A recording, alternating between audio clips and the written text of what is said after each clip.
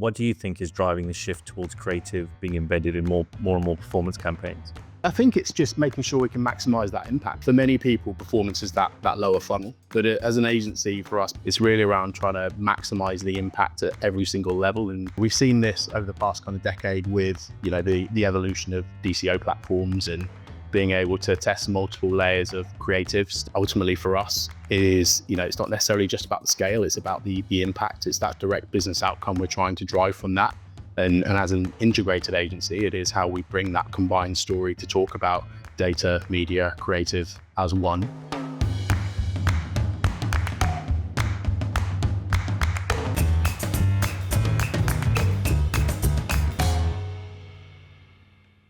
Hello and welcome to the AdTech Heroes podcast. In today's episode, we're going to talk about integrating creative, data, and performance.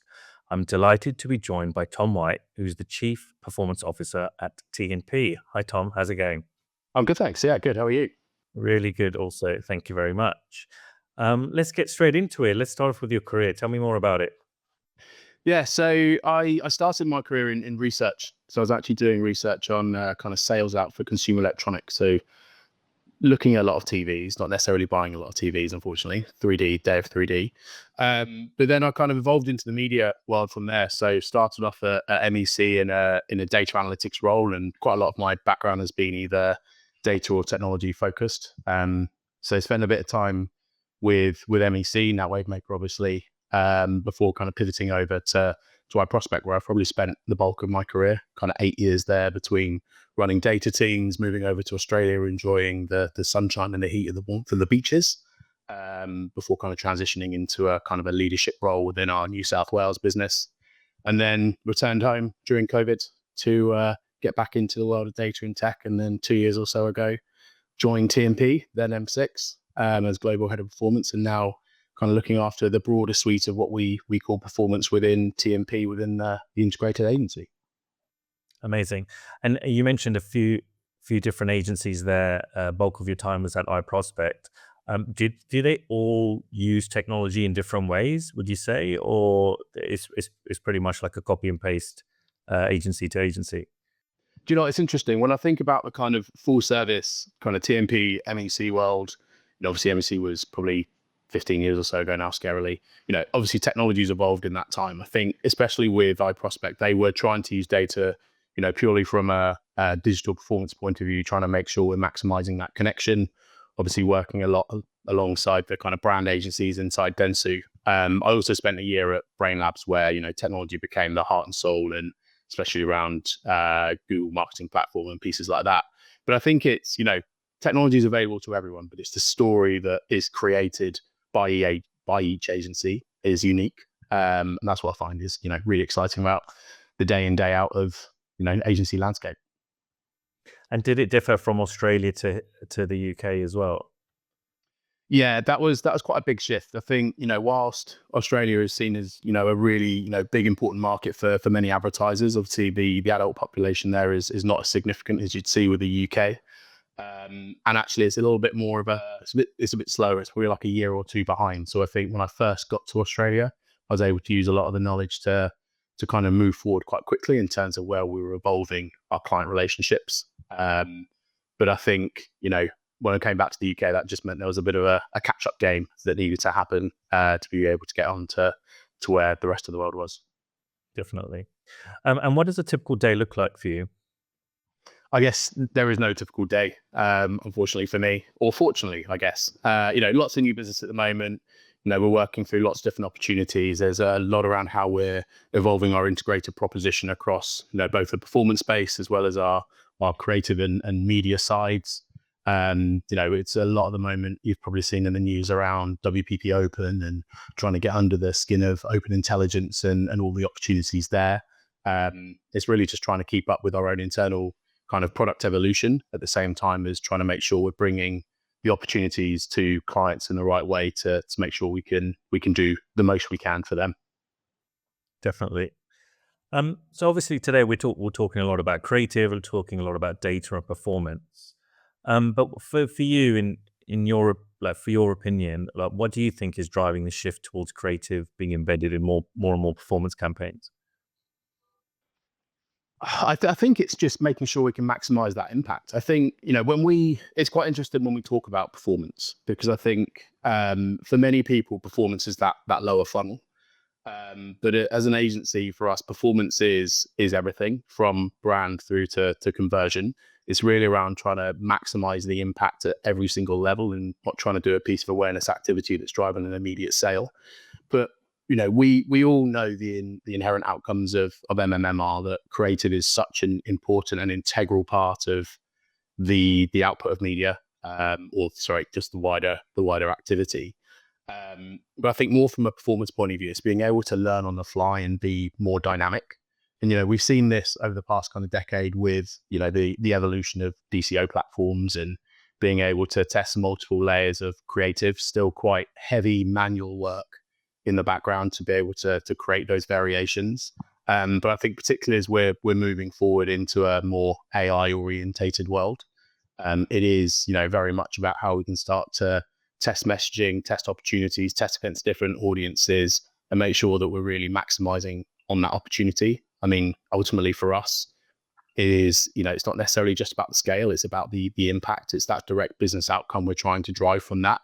And as an integrated agency, it is how we bring that combined story to talk about data, media, creative as one. But, I think also in performance, it's just the opportunity to test. TV is a far more expensive channel than you think than broader traditional digital channels. You don't have that opportunity to get that direct connection into the engagement with brands right away as you do with digital. And it's also how we're using the analytics and the data to be able to find that story and help, support either our internal creatives or our creative agencies that we partner with across numerous brands to be able to do more. So things like creative fatigue, trying to understand that time frame in which creative has that limit, when we start to see that kind of regression in terms of impact, therefore you're having to spend more to get the same. So I think performance is a great place as a testing bed, but it's also a great place to prove that what we're doing is driving kind of bigger brand outcomes. And have you seen the creative um, impact differ depending on the channel when it comes to performance? So social versus CTV versus audio versus out of home. Like, have you seen that creative plays a bigger part in some of those channels more than others?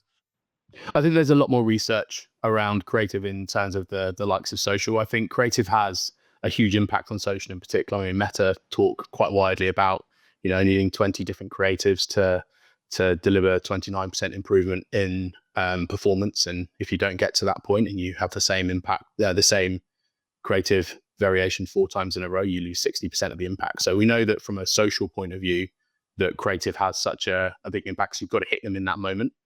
CTV, we've seen a lot of testing that has happened, and there is obviously the opportunity to drive variation. There is a bit more of a one to few direction with CTV using the signal-based targeting capabilities, so we can do a bit more testing. And then it's just trying to make sure we can connect all that back. I guess the biggest way of us understanding the impact of creative and media is being able to connect directly back into an online engagement, which we can track, and moving away from last click, but towards kind of more regression-based attribution solutions that we can really see. But we know that creative has an impact no matter where we're looking, particularly, even on Google search now, or Google with PMax. Creative is a far more important part than it's ever been before. It's not just copy-led now, it is that broader integrated view of what creative looks like. So would you say the data part of it and the targeting part of it is taking a bit more of a back seat now versus maybe 5, 6, 7, 8 years ago, where I feel it was taking, it was more front of mind? Or do you think pretty much nothing's really changed on that front? Do you know, I think data has become more important, particularly in our business anyway. I think when when we integrated media and creative, 18 months or so ago now, what we also did was build the performance community, which was not just our former digital media teams, performance media teams. It was data science, it was technology, it was data strategy, because we have to bring all that together. And we also launched our performance mindset back in October 23, which is very much about using data and testing in 3 different speeds of measurement, kind of in the moment, every 3 weeks, every 3 months to do that. And I think more so than ever, data has become a kind of linchpin for us to prove the value, particularly when we're thinking about, tough economic times when brands are trying to work out how they find savings. What we've got to be able to support our clients to maximize their opportunity. I'd say audiences as well have evolved. We've gone from a world back pre kind of 2017 or so, where not just we could measure a single person's interaction using Google log files for 250 odd interactions on an individual basis, but we were targeting more one-to-one. And I think particularly given the introduction of GDPR and other global legislations, data legislations across the world, it's now around how do we evolve the way in which we target consumers. So I kind of talk about the re-emergence of contextual, if you will. Contextual had a day and then kind of went down when first party was quite big, but now it's really come back into it. So I don't think I'd say that data or audiences necessarily become backseat. I think it's just everything is now so inherently connected. And because we have, the plethora of data that brings everything together, it's just how you use that to one, tell the story, to showcase the value, the incremental value you're driving, but also how you then use that to deliver that improved performance. And that's where that kind of connection between media and creative and data is so important, be that internally within TMP or be that, TMP as a media agency with wider creative agencies across other clients. Yeah, that makes sense. I know in our previous chat a few weeks ago, I mentioned an article that I read that more and more CMOs are coming from a kind of like a CRO or CFO type background, so always backing towards some type of result. Do you feel that is also the case from how when you're talking to CMOs of brands, and do you feel that we're maybe missing that creativity because there's always that need to back towards numerical or quantifiable targets? It's an interesting point because I feel like our CMOs probably need to be more orientated towards that commercial side. But actually, from my experience, I'm not necessarily seeing as much of that directly. I wrote an article earlier on this year saying that the stakeholder we should be engaging with is the CFO. They are the purse string holder. What I find is that we've got people that have that, leaders that have that commercial background that really understand where they're coming from. That does mean that we have to get impact from media and creative faster. We don't have the luxury of time for many brands these days with limited budgets. It is around how we can prove that direct impact. But at the same time, we have to think, to how we're measuring against the outcomes that really matter for brands. And I think for a long time, media in particular, marketing teams have been seen as cost centers, whereas they're the biggest leverage for growth. So if we're seeing more financial, commercial leaders, finance leaders coming in to run marketing teams, business, chief business officers, etc., it's a good sign that suddenly marketing's getting given the value that really exists in there. I guess the challenge is then just making sure that we can prove that, the long and short of it, which is we have to deliver today. I get that. But we also have to make sure we're preparing for tomorrow. And I guess it just evolves the conversation from a, next 3 months where we're going to hit to, right, what's the evolution over the next 6 to 12 months? How are we going to do that, integrating more brand and performance activity to make sure you're building that cohesive story and knowing that in the end, what we're going to see is that upward trajectory in terms of outcomes. Okay. And do you feel if the CFO is involved more, there'll be less trips to Cannes for everyone every year?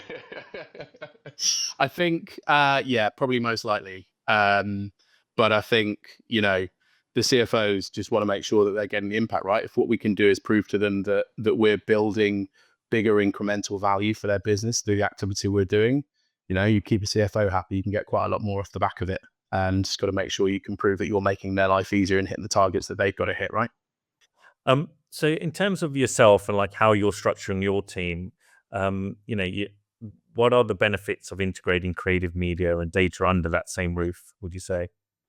Yeah, so I think kind of media and data work really inherently together for years anyway. I mean, I came up from a data space within the industry, as we touched upon earlier. I guess the difference is media and creative and data and creative.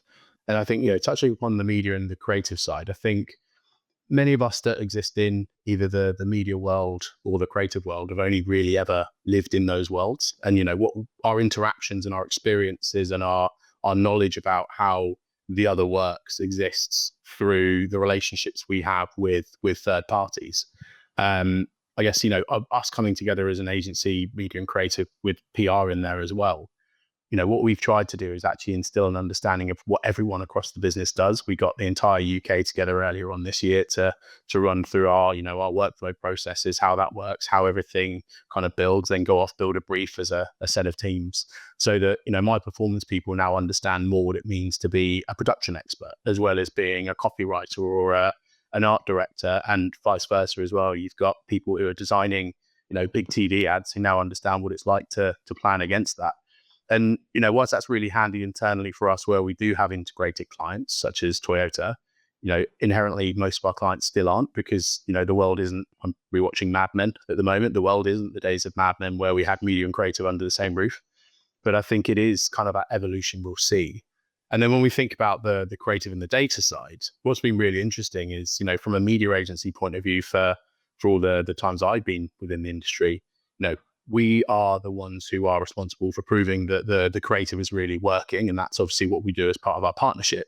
But we're also the ones that have access to the data of what performance is doing more readily outside of kind of panel-led data, particularly on the digital side, which obviously limits the ability for creatives. Now, I'm not saying that creative should be data-led, because, the innovation in creative is what makes creative so special and finds those campaigns that are so different. It's why AI realistically can't find something new that's going to be game changing, because it's got nothing to learn from. But I think being able to connect data in and go back to kind of the conversation around creative fatigue, thinking about creative analytics, particularly on performance channels, I think it's really helping us get a better understanding of how things are working in the most efficient and effective way. And then I think, more broadly, bringing it all together is just that end-to-end workflow. We've talked as a group quite widely about, the investments into WPP Open. It is a connected ecosystem where we can do everything from, the planning of creative planning of media through to production, to ideation, to delivery and measurement through that. And I think as the integrated agency within WPP, and probably one of the only ones that are around today, it means we can do that end to end, and we can really start to drive that value for clients as and where they want to be connected. And, some do, some don't. And, it's just around trying to make sure we're making life as easy and just trying to bring new opportunities to all of our clients to try and find those efficiencies. And how do you push that collaboration within your organization? Everyone has their own KPIs, everyone's working on different things, and they're probably not, targeted on certain elements, right? Or of that collaboration. So yeah, how do you motivate them to work together? I think it's just by showing what the opportunity is. I think, you touched upon Can and the boat, and on the boat we did, I think, 11 sprints with different clients, which is just showing kind of the end-to-end process of what Open can bring. And that means from a creative point of view, you can understand how we can then start to inject those creatives more readily into either our performance or to a third-party agencies, or it's how we start to think about production from a media point of view as well, particularly where costs are so tight for many brands. How can we start to drive the cost efficiency? So I think bringing the opportunity of what best in class could look like, I think is one of the opportunities. I think it's also just making sure that our teams are getting together, they're understanding the great work. We've got a town hall this afternoon showcasing some amazing work from across the media and the creative agency. We're trying to get people to stand up to talk about everything that's going on within our client set, to maximize that opportunity to show the great work that's going on. And we've got an integrated leadership across media and creative, as well as helping our PR agency within the business to really build that. And I think as long as we've got a single direction from leadership, my role then is to make sure that within the performance community, I'm connecting into production, I'm connecting into creative, I'm connecting into strategy, to build that connection, but also that knowledge for teams day in, day out with clients to find new ways of finding efficiencies or opportunity. Yes, I think it's important, obviously, to celebrate the successes, right? I think, to look on the media owner side, we're always the first to, or salespeople, I would say the commercial teams are always the first to criticize if there's an ad operations mistake or a trafficking mistake. But how often do they applaud when good work is done as well, and talk about that? So do you think that's also important, is not just to focus on the negatives, but when there are positives throughout the organization, and the impact that maybe the creative team had on the performance of a campaign, they might not know it until further down the line. How important is it then for you and the leadership team to then spread that kind of message across the different departments? It's it's one of the most important things. Bad news travels faster than anything within businesses. Doesn't matter what business you are, media on a side agency or supermarket down the road. It is the bad news is how you have to kind of compete with making sure you're getting back to the expected level of quality.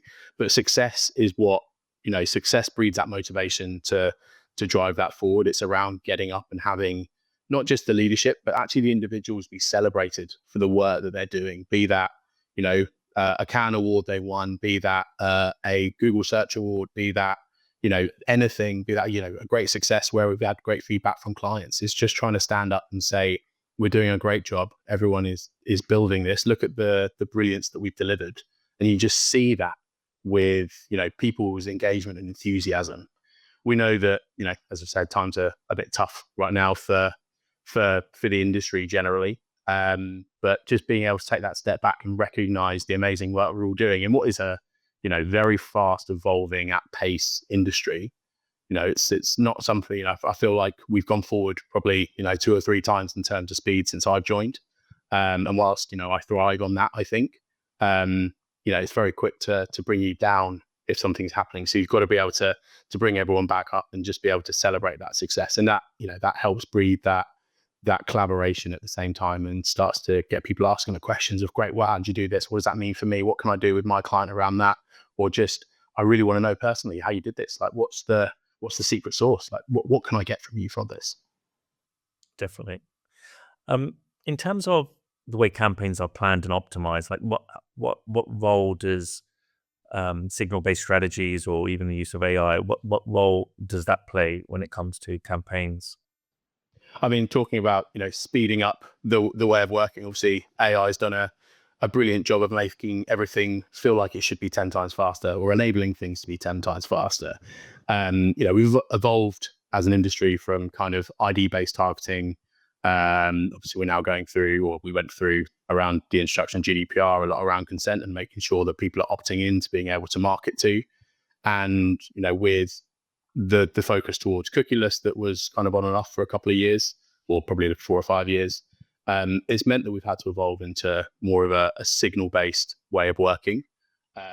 And as a group, we've invested quite heavily recently in likes an InfoSum, where we're rolling out open intelligence, being that kind of signal-based world. And there is still a value in IGs in there as well, right? We want to make sure that when brands do have that first-party data, we can activate. But the challenge is you can't activate everywhere with that third party.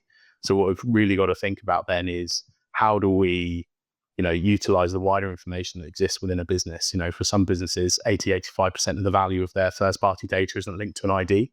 So what can we do with that to make that different? So, the evolution into signals, the evolution into, probably cohort marketing, one to few rather than one to one, as a consumer.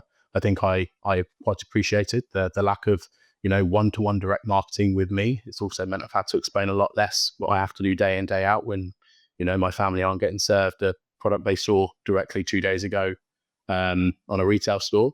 But I think it's, also creating a bit more of a, just a bit more of an inclusive way of marketing. And I think, we're still being quite direct on who we're trying to target, but particularly with signals, we're not just relying on first party being the be all and end all. Because if we've got these, first party data points that are our customers right now, yes, there are lookalikes for them.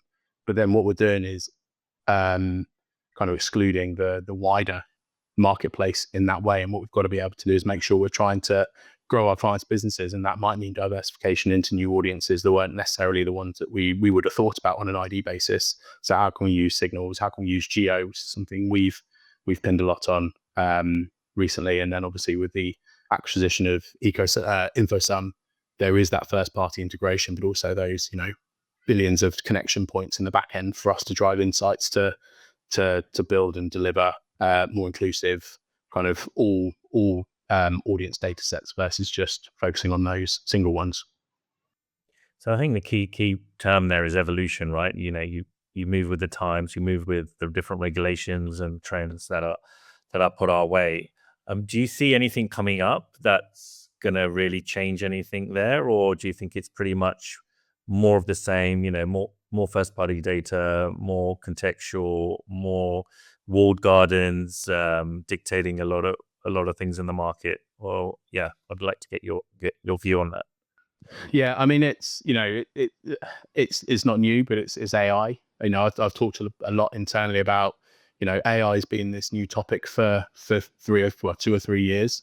But that's because something that became a bit sexier existed, right? You could use generative AI to start talking and doing that, but for those of us in performance, we know that social and programmatic has been a form of AI for years. Data, even machine learning algorithms are taking that and using that day in, day out. Where I think we're seeing that shift is in how much we are providing to the AI to be doing more with it. So, we've seen many of the digital platform leaders across the world come out with their own AI solutions. Obviously, they're using their own data sets in the back end to be able to optimize and automate against. I guess the question is, how are we making sure we're differentiating that conversation for our advertiser in particular? Because if all we're doing is asking the partner to optimize a campaign to a certain industry, there's going to be no differentiation between our client and their three biggest competitors. So then it's how we kind of, what's that evolution of the data space that we can start to provide more information for the AI to do more. And obviously, we'd like to be able to have humans that can optimize 24 hours a day, 7 days a week. That's not the reality. So, it's how we're then also using that 80-20 split that we talk about, which is kind of 80% of the work could get done by the AI, but 20% has to have that human intelligence over the top of it to be able to make sure that we are delivering exactly what we need. We're getting the quality. We're not finding any challenges, and we're really evolving that. And I think, with AI, we're going to see even more evolution over the coming years in terms of, how it's integrating with other data sources, how you're suddenly being able to connect in wider signal-based targeting capabilities in there. And, it's around, how we're leveraging that more and probably seeing probably a bit more of a consolidation of partners together to make sure that we're delivering that value, particularly where there is, lack of cross-platform measurement that exists. We need to make sure that we're really driving that cross-platform mentality to be able to deliver that value. Makes sense. And how do you test all of this? How do you test and measure creative and media together?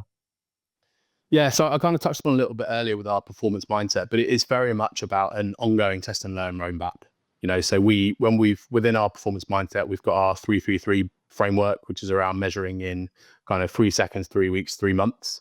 What we've got to make sure is that we are thinking about measurement at every single step, and that's both the media side and the creative side. Now, creative isn't going to have as much of a direct correlation to seeing that change in behaviors necessarily as we might see from different media partners that are coming on plan.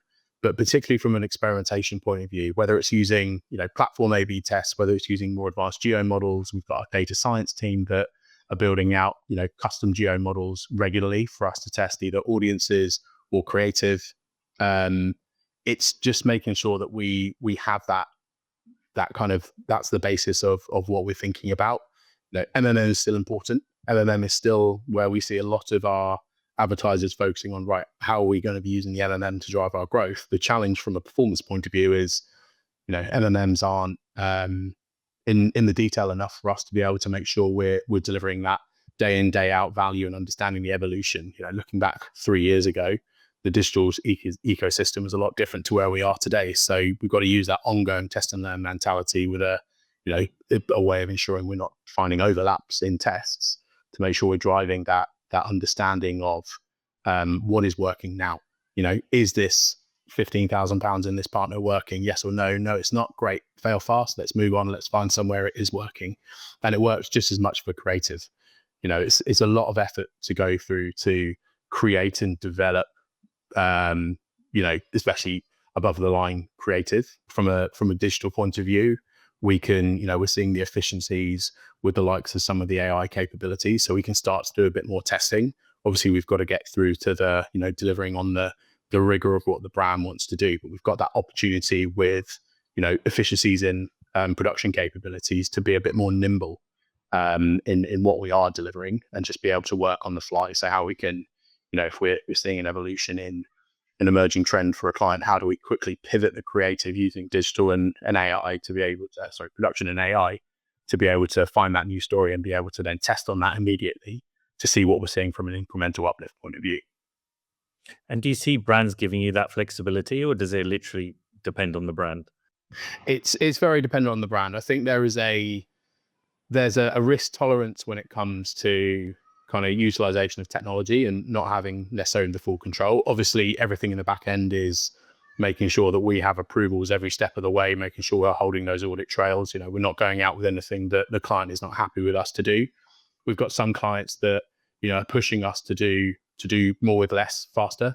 And those are the ones that probably have a slightly higher risk appetite, if you will. So, they're giving us a bit more freedom to be able to pivot, but it's also just trying to put in place the processes for any brand to just say, look, we can also use a separate process for our teams just to go away and hypothesize, once, twice a week. Here's an opportunity, put it in front of a client that isn't, has a very low risk tolerance. And then they've got that opportunity to come back and see the opportunity for what that evolution looks like. And I think, the name of the game with the industry, since day one has been kind of hand-holding to build the confidence to then be able to be let free to go and do what you need to do. And it's just trying to take those clients on that journey and just making sure they understand we are, we're delivering and finding those stories at work for them to be able to grow their business. And particularly within those categories that are faster paced, how we can kind of make sure we're delivering them that opportunity in a time when, more with less is a big challenge that exists. Makes sense. We always finish off our podcast episode with this question. Love to get your take on it, Tom. If you had a superpower in ad tech, what would it be? I think coming back to one of our earlier conversations, it's being able to attribute the incremental impact of every media impact the moment that sale happens. But that's not just from a performance point of view or a digital point of view where we've got that data point. I'd love to be able to see the impact of a TV ad and be able to work out directly that person going into store to purchase a product that isn't directly attributed online. I think, the power of having the finance team, the commercial teams on board with what we're doing helps us prove that we are delivering incremental value day in, day out. That is our goal to do. It is to make our clients see marketing teams a profit center. So, if I've got the ability to be able to tell them that when we run this TV ad, 6 minutes later, somebody goes and buys a t-shirt or goes and buys, a drink in their local shop, it'd be great to be able to come back and prove that's the model we're delivering. And I guess it also then drives us a little bit of a way of working through less of a people-based business, more of an outcomes-led business, which evolves the kind of agency landscape generally. Amazing. Love the answer. I think that's all we've got in time for today's episode. Thank you, Tom, for your time. Thank you, Dal, for having me. If you enjoyed it.